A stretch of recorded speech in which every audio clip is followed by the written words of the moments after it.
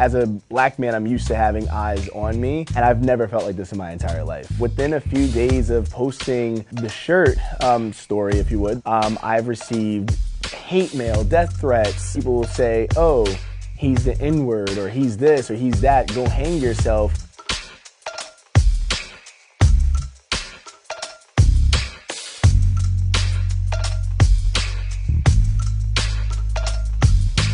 People don't actually understand things unless you somehow try to turn a mirror on them or ask them to walk in other people's shoes.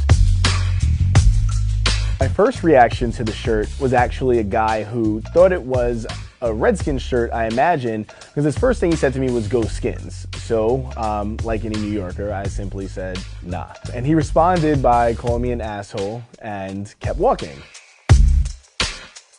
An older white woman actually stopped me and asked me why I was wearing this shirt. And I said to her, "What's the problem with the shirt?" She said, "It's disrespectful. Why are you wearing such a disrespectful shirt?" So I responded and said, if it was the actual team shirt or some other apparel from the team, would you be mad? She said no, because that's the logo and that's the brand, so I wouldn't be mad. There's a group of white guys across the street looking at me, no big deal, as they're walking across. One of them points at me, and then after that, they start posturing as if they're gonna come over to me. And one of the guys actually stopped the rest of the other two guys and I guess told them it's not that serious and to keep on walking. It was quite a surprise that seemingly people were ready to come have some type of actual altercation with me over my shirt.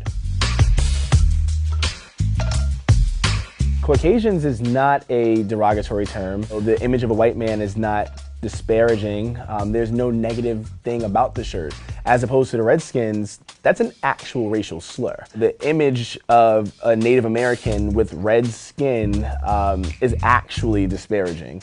But if you're a white person in America or globally, you've never felt this before. So even if it's not a one-for-one, there's still a level of you don't have a right to do it, as if people of color, people from certain marginalized communities don't have the agency or space to make you feel the exact same way. How dare they have the audacity?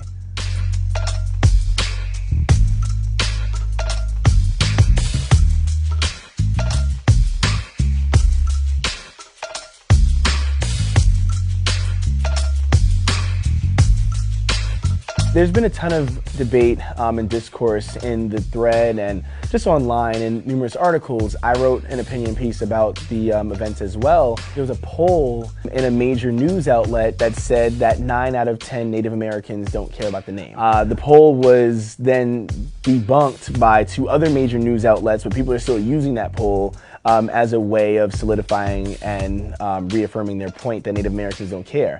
And now there are numerous Native Americans coming out saying they do care, and they have organizations dedicated to changing these names, and people are still saying it doesn't matter, we're telling you, you don't care. So it's an excellent analogous to what we're dealing with in this country. You have one side who doesn't want to listen at all. There is no way but their way, and it's fueled by a lot of hatred, a lot of anger, and the level and the extent that they'll go to make their points and move their agenda forward is sometimes life-threatening.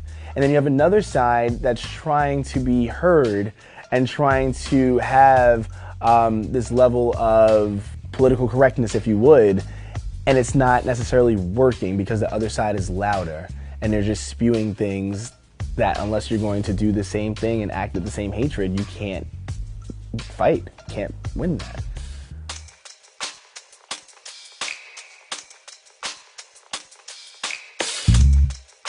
These are the messages I want to get across, and I think that there's not enough of us doing that right now. So if I can be one of the people to lead the charge, I'm going to be that. The reaction to the shirt has been disappointing, but not unexpected.